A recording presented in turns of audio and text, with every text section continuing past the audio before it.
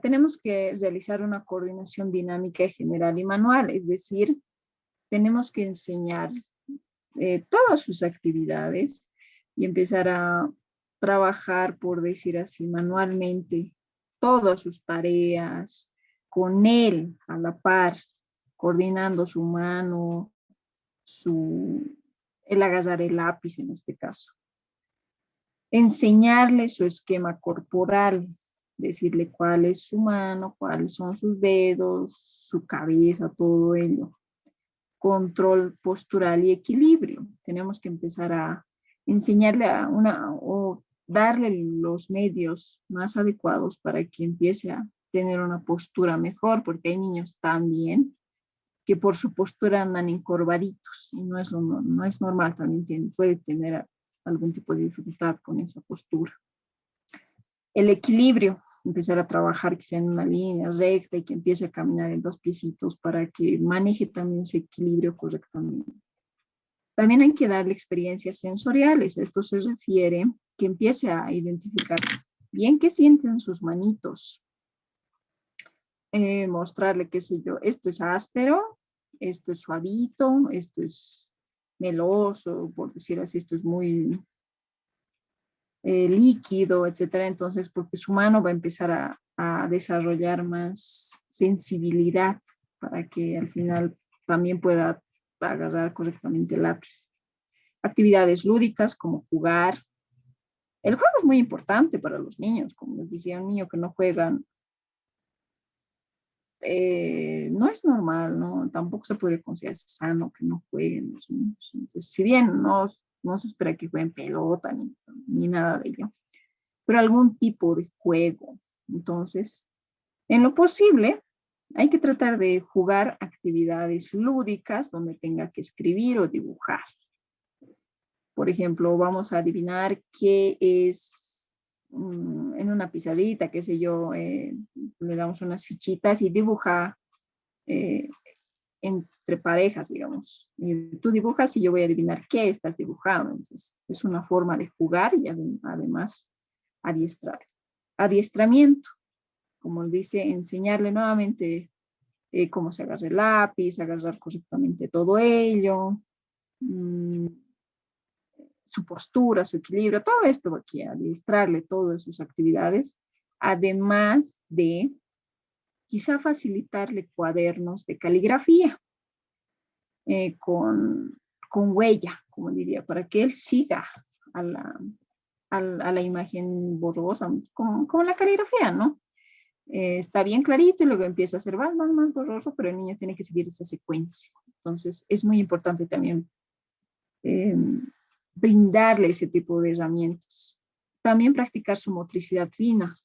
Es muy importante, hay ejercicios para la motricidad fina, entonces todo eso tienen que practicar de sus deditos, manejar, contar con dedos, jugar con sus deditos, con plastilina y todo eso.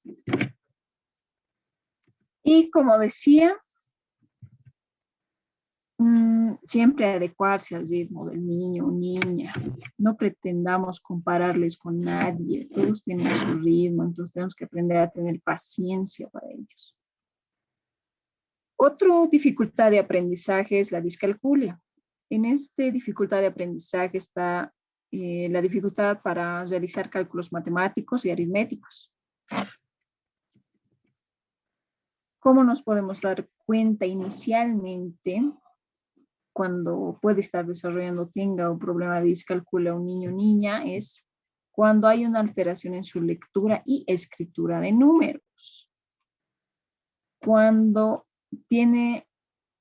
hay una alteración en su capacidad de disponer los números en un adecuado orden espacial, es decir, si digamos tiene un cuadro y dice numere del 1 al 10 hacia abajo, entonces va a tener que numerar en toditos esos números y puede que los niños pongan en el primer cuadrito el 1, el 5, el 3, el 8, entonces espacialmente no está pudiendo ordenarle a ese número. O si le decimos, a ver, escribí el 1555 o el 1347, no lo va a escribir correctamente, va a poner el 1, el 3, el 6, el 7, o si no, el 7 primero y el 1 al final. Entonces ese orden no va a tener. Confusión del lugar de las cifras en el tablero posicional, es decir, confunde los números y las cantidades. Tiene una dificultad para ordenar adecuadamente. En este caso puede ser el hecho de decir, a ver, cuando se les da tarea, por ejemplo, a los niños van a escribir del 1 al 20 los numeritos. Entonces, 1, 2, tiene que escribir en orden y muchas veces no lo hace. 1, otra vez 5, 6, 7, 3, etcétera. Entonces, no puede ordenar correctamente. O cuando se le da, por ejemplo, fichitas, ya ordena todas estas fichitas en orden. Entonces ya no empieza a ordenar como sea las fichas. Y tiene dificultades en las series numéricas, rota los números, eso también es un indicador. ¿Cómo podemos ayudar o de qué forma podemos intervenir en un niño que tenga, un niño o niña que tenga discalculia? Practicando el vocabulario cuántico. En este aspecto están los números, 1, 2, 3, 4, 5, los números como la suma, resta, multiplicación, división, cuál es más, cuál es menos, todo eso también, todo ese término hay que empezar a enseñarle, a repetirle. También hay que, de alguna manera, empezar a mostrarle imágenes donde tenga que ordenar en un espacio temporal todas esas imágenes. Esto es similar a lo del anterior que veíamos, donde si le damos un pollito, un huevo y una gallina, entonces también ayuda a esto de la discalculia, porque tiene que ordenar temporalmente qué cosa pasa primero. Primero nace un huevito, luego crece, luego se vuelve un gallo. Practicar las nociones básicas en matemática. Digamos que hay un niño que está en quinto, por más que esté en quinto, hay que empezar a repetirle ya, digamos, sumas, esta división, tal vez ya esté entrando a fracciones, empezando a todo ello y que digamos, no, pero ya sabe, entonces que sigan nomás, no, hay que seguir repitiéndoles la suma, la resta, la división, todo ello. Hay que darle actividades para contar, que si en algún momento vamos a contar cuántos autos hay aquí o cuántos autos rojos vemos en la calle, digamos, o cuántos perritos ves, o que se dale unos lápices, a ver cuántos lápices tienes. Entonces, que vaya practicando el conteo. Y reforzar, como dice, las operaciones básicas. Las nociones matemáticas básicas es el contar, y las operaciones básicas serían suma, resta, división y multiplicación. Y nuevamente, adecuarse siempre al ritmo del niño. Otra dificultad de aprendizaje es la dispraxia. Esta dificultad de aprendizaje es una dificultad en el área de ejecución y coordinación muscular y el movimiento, es decir, los niños, niñas que ya hasta adultos que pueden tener dispraxia, tienen mala coordinación, pueden tener movimientos que pueden parecer torpes más que, digamos, coordinados, no, tienden a ser más torpes, tienden a tropezarse mucho, a derramar o a verter cosas. Entonces, en este aspecto es muy importante tomar en cuenta esa observación, porque hay mamás y papás que notan que sus hijos se tropiezan, derraman o botan cosas. ¿Por qué? Porque en su discurso dice, ay, este siempre se anda cayendo, así, güey, ya siempre se anda, ay, siempre me andas botando las cosas. Y piensan a veces que es porque son traviesos, etcétera. No, también en este caso podemos ver que puede que tenga un problema de dispraxia. Una mala conciencia espacial, es decir, que en este caso puede tender a perderse más rápidamente, no llega a digamos, hay cierto tipo de pruebas donde tienen que encajar un cubito en un lugar y no, él piensa que este cubo grande igual va a entrar en el espacio pequeño y no es así, entonces también podemos ver eso. Tiende a chocarse contra las personas o las cosas. En la conciencia espacial también tiene que ver con la persona que no calcula sus movimientos y como está pensando, tal vez piense que va a pasar y no, se choca con las personas, con las paredes, a veces con los muebles. Entonces, ahí también nos podemos ver si los niños pueden estar desarrollando o ya teniendo problemas de dispraxia. Dificultad con los juegos debido a problemas de coordinación. Un niño quizá que le inviten a jugar el avioncito o el tuncutuncu, como le dicen, puede que tenga problemas al saltar cuadrito por cuadrito con un pie, al separar los pies, debido a que como no coordina correctamente sus movimientos, puede caerse, puede tropezarse. Y no les da bien coger la pelota. Es decir, que no agarran, digamos, de arquero lo veríamos bien clarito. Si le ponemos a un niño que tiene dispraxia de arquero, no va a poder atajar la pelota. ¿Por qué? Porque no coordina, por más que la pelota esté pasando a su lado, no puede coordinar correctamente ese movimiento. También puede tener problemas en permanecer y mantener el equilibrio. Los niños con dispraxia tampoco inicialmente pueden tener habilidades para la gimnasia. A veces también tienen problemas para montar la bicicleta y para bailar. En este caso del baile puede verse a veces.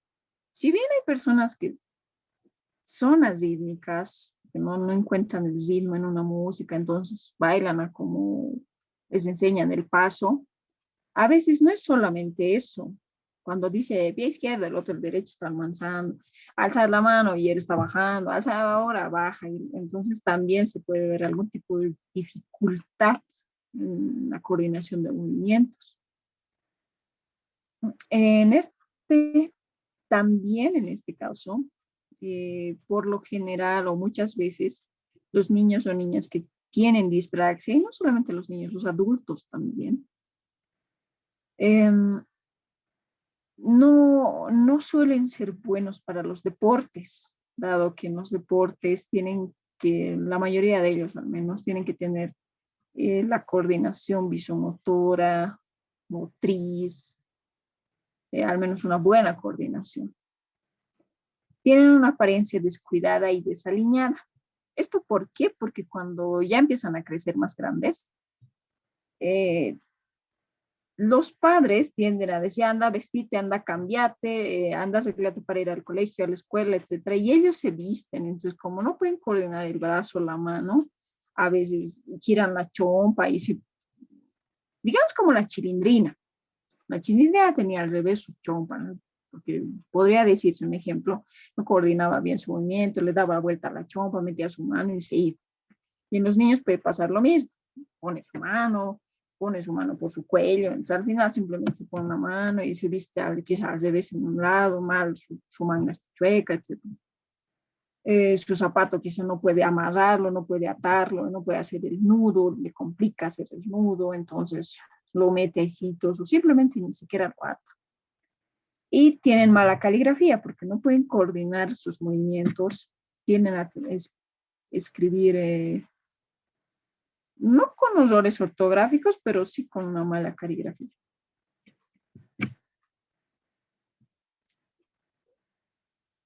¿Cómo ayudar, cómo intervenir en niños o niñas que puedan tener, incluso adultos?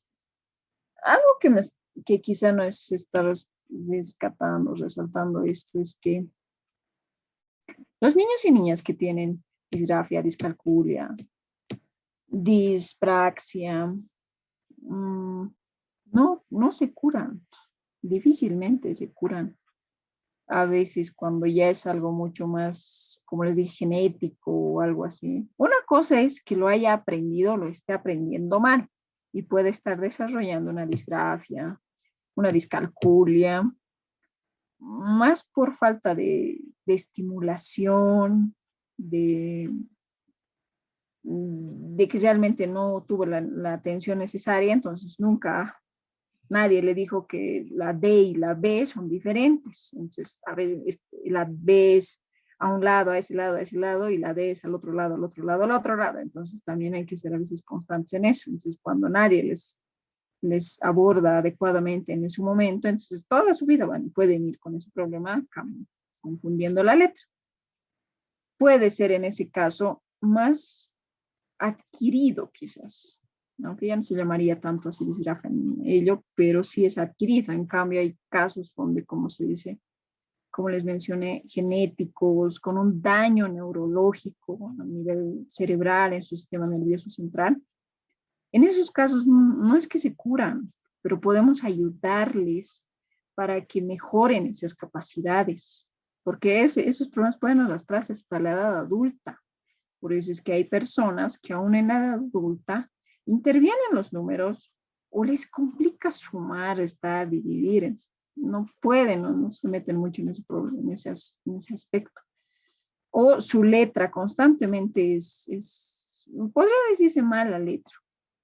O en la dispraxia, que realmente para los deportes, no se meten en deportes porque son conscientes en la edad adulta de que no son buenos en eso. ¿Cómo podemos ayudar pero a una persona, un niño o niña que tiene o está desarrollando dispraxia, realizando ejercicios de lateralidad siempre, toda la vida, tu derecha, tu izquierda, tu derecha, tu izquierda? Practicar motricidad fina y gruesa. Siempre es constante practicar, practicar, practicar. Con pequeños juegos, brindarle objetos antiestrés, porque esto en todos los casos sería, porque cuando un niño o niña y un adulto incluso no puede hacer algo, se frustra, entonces por consiguiente se estresa. Entonces, si se está empezando a frustrar, se va a empezar a estresar, a ponerse mucho más molesto, etcétera. Entonces, mejor brindarle objetos antiestrés. Hay ciertas pelotitas para el estrés, entonces, quizá constantemente que lleve a la escuela o que esté en su clase o que esté en casa con su pelotita antiestrés, con los objetos que le ayuden a reducir esa su ansiedad. Y practicar la organización en sus actividades y la planificación. Es decir, organizarle sus actividades. Mira, vas a hacer esto, esto, esto. Y su planificador, tienes estas tareas para realizar, incluso sus ejercicios. Ahora, hay otros trastornos. Estos pero ya son trastornos del desarrollo, del neurodesarrollo, que dificultan el aprendizaje. En estos trastornos está el trastorno de déficit de atención con hiperactividad. Si hay un niño que tiene TDAH y no puede retener la atención mucho tiempo, está hiperactivo, podría decirse que por obvias razones no va a atender en clase, no va a tener una buena rendimiento académico. No porque no tenga la capacidad, como ya les decía anteriormente, sino porque tiene otro trastorno que está dificultando su atención y está acelerando su ritmo de actividades. Por eso es que el TDAH también va a arrastrar dificultades de aprendizaje. El TEA es el trastorno del espectro autista. También un niño con autismo, con síndrome de Asperger, etc. Si no puede tener un contacto social con las personas, también dificultará su interacción con ellos y su interacción en el medio educativo. Entonces, las personas o los niños, niñas con síndrome de Asperger o autismo, no te van a atender a menos que seas de su familia o realmente trabajes mucho con esa persona. Tienden a distraerse mucho, a vivir en su mundo. Nuevamente les digo, no es que no tenga la capacidad neurológica, cerebral para adquirir conocimientos, sino que otro es el trastorno que está dificultando y que está dando como consecuencia una dificultad de aprendizaje. Y los trastornos obsesivos compulsivos también. Los trastornos obsesivos compulsivos es una constante preocupación, miedos, obsesiones que conducen a calmar su ansiedad, es decir, que empiezan a tener conductas repetitivas para controlar su ansiedad, es decir, que tengo que lavarme 10 veces antes de tocar mi lápiz, 10 veces, o sea, constantemente va a ir lavándose y además que constantemente esté el miedo en ellos.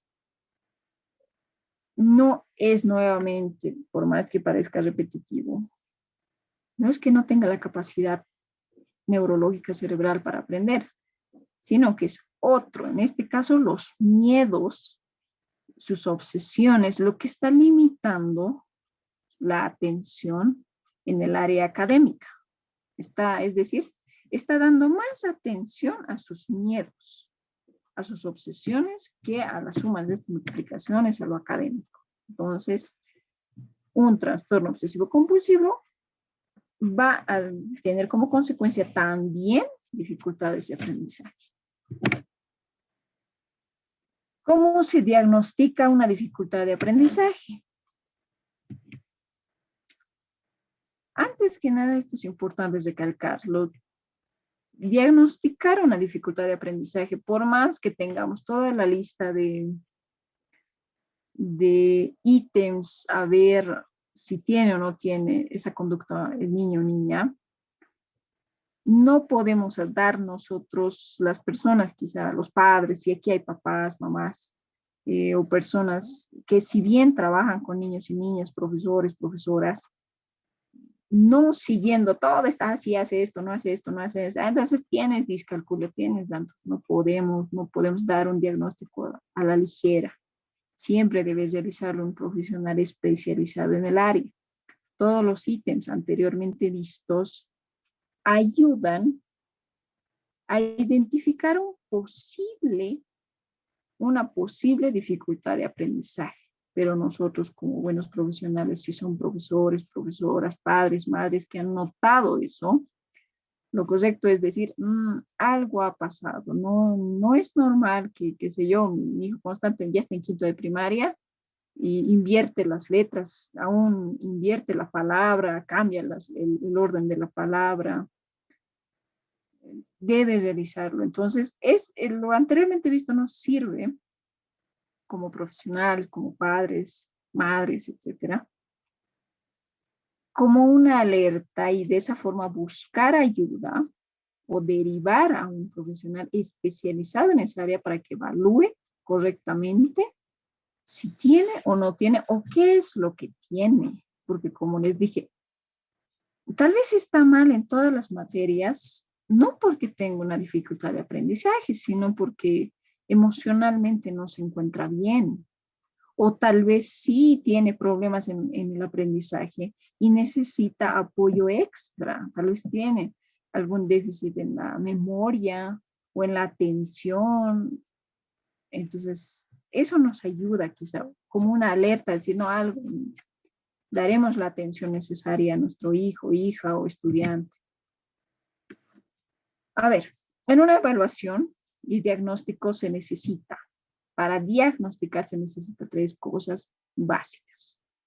Una entrevista inicial con el padre, madre o tutor, es decir, que empezaremos a identificar los conocimientos que nota el papá, que nota la mamá o los tutores o el tutor, qué nota, por qué, digamos, lo llevó a consulta, evaluación. Ya, después de eso, si se puede, se hará una entrevista a los profesores. Hay escuelas, colegios que tienen sus psicólogos, psicólogas. Entonces el psicólogo ya irá y hablará con el profesor con una entrevista. Y el profesor ya dará, mire, en otras materias está rindiendo bien, pero en matemática no puede, no se invierte esto, hace aquello, allá. Es un conocimiento muy importante. Y lo más importante, la entrevista más importante con el niño o niña. Como le dije, Tal vez no está rindiendo porque tiene problemas en la casa. Los padres no van a hablar nada de eso, pero al niño le preguntamos si resulta que, qué sé yo, su papá se habían estado peleando, se habían estado separando. Entonces también afecta pues emocionalmente al niño. Después, una vez hecho una entrevista inicial, se realiza una anamnesis. Una anamnesis es la toma de datos desde que el niño o niña está en gestación. Esta anamnesis en la mayoría de los casos se hace con la madre y el padre, porque se empieza a preguntarles, qué sé yo, datos incluso de su árbol genealógico, si ha habido personas, si han notado otro familiar que ha tenido problemas, ya sea alguna dificultad de aprendizaje o algún trastorno del aprendizaje incluido, entonces empieza a hacer una anamnesis, si ha habido, ¿no? Y por ahí tal vez dice, sí, mi abuelito me comentaba que no podía leer, que ha intentado y nunca ha podido, o si mi, mi papá me ha contado que su hermano tenía problemas con matemáticas, con los números, o si sí, mi mamá me dice que una de sus tías tenía problemas con la coordinación, que siempre se perdía, a veces no podía encontrar las calles fácil, por más que estuviera ahí, no podía. Entonces, en esa análisis se empieza a ver desde más antes, hasta su gestación, cómo ha sido su embarazo, señoras. Y tal vez te quedarás, sí, es que justo esas veces hemos tenido problemas con mi esposo, nos estamos queriendo separar, o etcétera. O en el caso, pónganse que es una madre soltera y digan, no, eh, cuando mi pareja se entera de que está embarazada, no se ha hecho cargo y se ha alejado y ya estaba triste, depresiva todo ese tiempo. Hasta sí he consumido bebidas alcohólicas, pero no siempre así. Entonces, todo eso se pregunta. Y una vez que nace también el niño, ¿con cuánto ha nacido? ¿Cuál ha sido su peso? ¿Cuántas semanas ha gestado? ¿Ha habido dificultades durante el parto? ¿Ha habido otra dificultad? ¿A cuántos años se ha sentado? ¿A cuántos años ha aprendido? Todo eso se empieza en una anamnesis, todito eso se indaga. ¿Por qué? Porque de esa forma vamos a empezar a conocer si ha habido algún otro tipo de indicio o si puede haber algún indicio para diagnosticar como tal algo más o tener algo más certero para decir. Porque tal vez dice, sí, su papá no sabe, no puede leer así. Entonces, a veces como adultos niegan cosas, pero en una análisis es muy importante sacar toda esa información. Porque también, como les digo, pues es genético, tal vez el papá no sabía leer, entonces, pues, genéticamente, una cosa que no supo leer porque no fue a la escuela, otra muy diferente que fue a la escuela, se ha graduado, pero no ha podido porque siempre tenía problemas en eso, él mismo me contaba que tenía problemas. Entonces, una cosa es que tuvo el acceso a la educación, pero que siempre ha tenido una dificultad, entonces también, como les digo, pues es genético, entonces en una análisis se ve todo eso. Y ya para comprobar, para empezar a especificar, para centrarnos en un aspecto, ya se empieza a aplicar baterías de pruebas o pruebas y test psicológicos y también psicopedagógicos. Inicialmente puede ser el TEPSI o el Nelson Ortiz, no sé si algunos lo conocen o lo conozcan. El TEPSI y el Nelson Ortiz puntúan desde que son pequeños. El Nelson Ortiz, si no me equivoco, desde que tiene 6 meses o poco menos o más, empieza a puntuar todo el desarrollo normal por el cual un niño o niña tiene que seguir. El TEPSI es, si no me equivoco, a partir de los 2 o 3 años. También empieza a evaluar hasta los 7, 8 años cuál es el desarrollo normal. Se hace una evaluación. El WISC, donde es la inteligencia de distintos tipos. El TALE, que es un específico con el cual se evalúa la lectoescritura y matemáticas más, creo. Y el Bender, que es la coordinación visomotora. El Raven, que puede ser una escala de inteligencia. El Goodenough también es una prueba proyectiva, que también en eso se puede ver la inteligencia, desarrollo de la inteligencia. Pruebas de personalidad también es muy importante. Y las pruebas gráficas. En estas pruebas gráficas puede ser que sea la persona bajo la lluvia, en la familia, y otras pruebas de la figura humana, donde en un gráfico, a veces un gráfico nos puede decir mucho más, dibuja una persona, y ahí podemos ver qué está pasando. Tal vez hay una persona que está intimidando al niño o niña, y es ese miedo, ese temor, esa ansiedad, que está impidiendo que se concentre en lo académico. O tal vez en el dibujo de la familia empiezan a ver cierto tipo de ítems que nos llamen la atención y decir, no, señora, ¿qué está pasando en su familia? Su papá le pega, usted le castiga, ¿qué hacen? Es porque todo eso se ve en un dibujo. O bueno, muchos de esos aspectos se puede ver en un dibujo. Entonces, con todo esto, con entrevistas, las entrevistas adecuadas, oportunas a las personas implicadas, en este caso padre, madre, tutores, el niño o niña, y si se puede los profesores, una anamnesis bien elaborada y la aplicación de baterías de pruebas que midan todo aquello que para descartar, como les digo, si le aplicamos un Raven, que es una prueba de inteligencia, y da que su inteligencia es anormal, en la norma, que no tiene dificultades en la inteligencia, realmente está en su capacidad intelectual normal. Entonces no es eso, no es intelectualmente que está mal, un WISC más.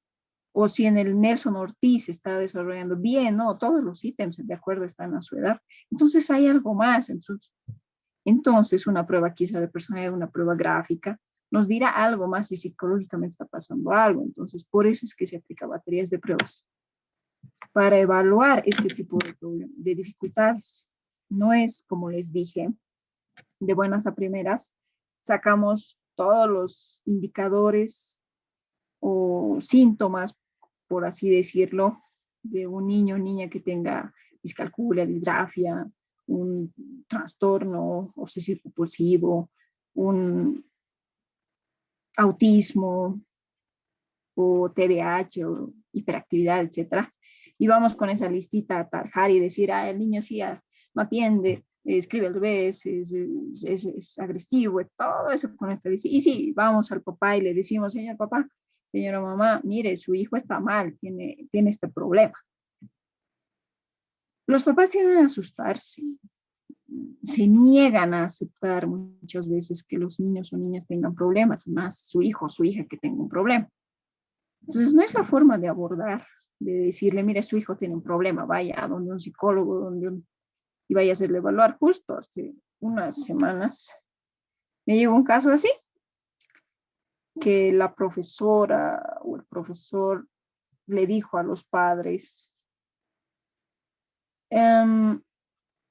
llévelo a un psicólogo a su hijo, no aprende bien, no está bien, debe estar mal de cerebro, a veces sus cerebritos de los niños están mal, entonces debería llevarle.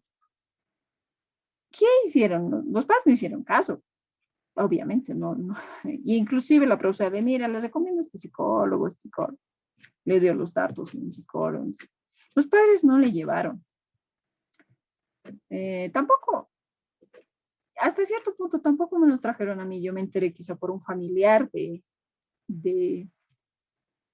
del niño, es decir, su tía, digamos, que es la que me contó que así es mi sobrino, etcétera, no puede hacer esto. Y, bueno, simplemente dice, ¿usted podría evaluarme? Yo le dije, sí, no hay problema, tráigale, le vamos a evaluar de una manera breve. Le di una fecha, le di una hora. No lo trajeron, así de simple, no lo trajeron. Lo que se podría decir es hasta cierto punto esperado, porque si no lo llevaron antes, hasta cierto punto no le diría por el factor económico, pero yo le dije, no hay ningún problema, yo se lo evalúo de una forma quizá eh, módica o gratuita por el hecho de la cercanía a esa persona. Pero aún así tampoco lo trajeron. Entonces, no es tanto así de decir económicamente no teníamos, no, a veces es que los padres y madres se niegan a aceptar cuando no se les aborda correctamente. Como les dije, la forma de decirle a un papá o a una mamá que el niño o niña o el estudiante está desarrollando algún tipo de dificultad, no es decirle, mira, su hijo está mal, llévelo a un psicólogo. Se asusta. Entonces, lo ideal sería, mire, no sé si es normal, pero tal vez debería ayudarle en hacer sus tareas, reforzar, se está atrasando. Entonces, hay que ver eso. Y si no, también si puede, tal vez por si acaso, podría recomendarle, llevarle donde alguien que se lo evalúe. Eh, para, a veces hay que tratar de usar las palabras correctas para que los papás no se asusten. Como les digo, a veces hay personas cerradas ante la idea de que su hijo o hija tenga algún problema. A la larga es peor, porque si realmente lo tiene, el niño, en lugar de ir quizá mejorando con la estimulación adecuada, con la intervención adecuada, tiende a empeorar, porque no está recibiendo lo que necesita.